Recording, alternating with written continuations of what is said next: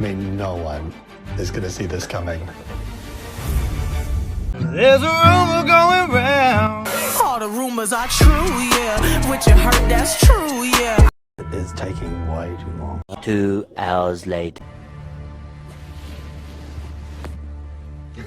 My babies. Traitor Brooke and Dan welcome Robbie into the Traitor Tower, and Robbie caught on very quickly, asking her fellow traitors if they had seduced her so she could be the sacrificial lamb. Then it was the next day.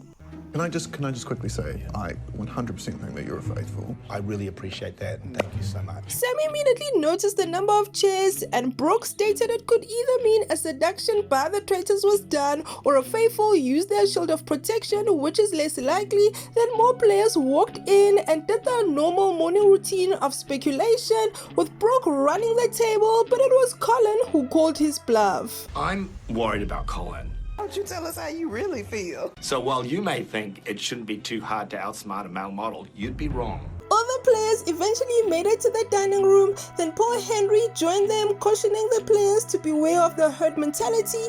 Then he told them to split themselves into 3 groups for their mission. There must have been a seduction, and a seduction happens when there is, what, 2 traitors? Yeah. So there are now 3 again. Dan was wary of Dylan's game. He thought Dylan could expose him, and rightfully so. Dylan was right about Dan. He is a traitor, and Dylan was also correct about the traitors seducing Robbie. I said from day one that Kings was on my question mark. You do. Big time. He's always been on my radar. Always.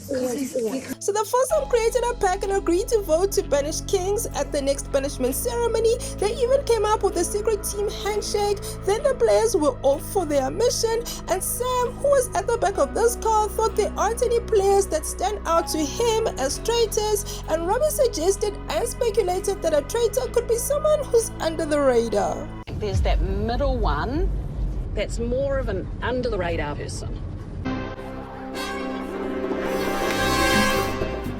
Just smile and wave, boy. I try to focus the chat in the car on, who do we factually want to look at. You guys who are in the chat that Dan deflected and dodged Robbie's spotlight on him, and he threw that spotlight onto Kings, and Justine fell for it. I mean, she was part of that foursome packs that wanted Kings banished, so this was great for Dan's game. Meanwhile, Brooke was playing Puppet Master, throwing Robbie's name out there, and the Robbie speculation train was rolling. Because today's mission is about 2 things: observation and communication.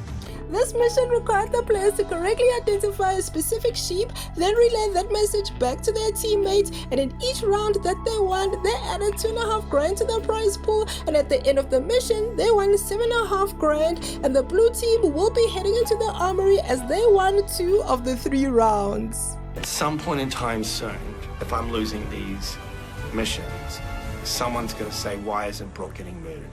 On the way back from their mission, Brooke told Kings his name has been speculated upon in multiple conversations, then threw Anna under the bus, telling Kings Anna and Julia had been campaigning to banish him, and Anna was adamant that Kings was a traitor, but Julia wasn't as convinced. She'd rather get rid of Robbie, banish Robbie. So let's say that I can convince Dan because if he's neutral on Robbie and you, and I can go Robbie. I'm sorry, but were you dropped on your head as an infant?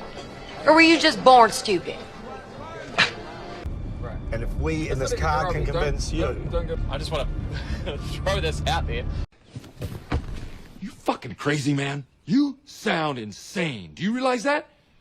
Traitors, being able to work together to recruit just a couple of other people, and then they can control the round table.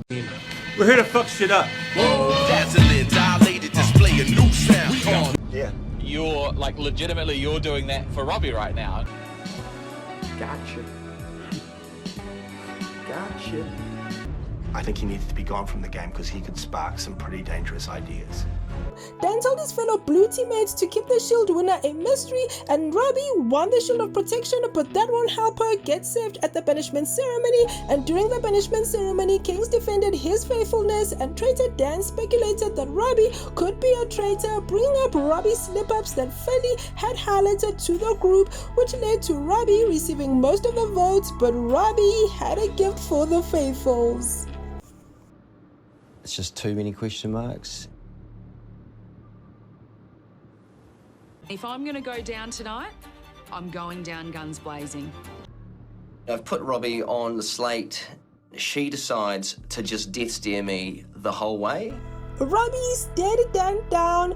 Brooke didn't want no smoke, so he made sure not to maintain any eye contact with either of his fellow traitors. Now once Robbie was banished, Dan also gazed elsewhere. Then Robbie revealed she was a traitor, and while the faithful celebrated, Dan was strategizing. The man was plotting a storyline for that stare down. Watching Robbie like a hawk, and Robbie was staring Dan down when he put her name down, and they were staring at each other. She kept looking at her. I just flipped the switch.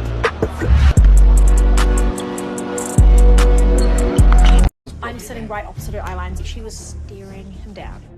Tomorrow's gonna be such a hard day for Dan. At the Traitors Tower, Dan was still feeling uneasy. That stare down really got to him, and he knew that other people witnessed it too. And Brock, doing damage control, agreed with Dan that Dylan should be on the murder list. So, who will the traitors murder? Either Dylan, Anna, or Justine. Hey you, thank you so much for watching. Don't forget to like, share, comment, and subscribe.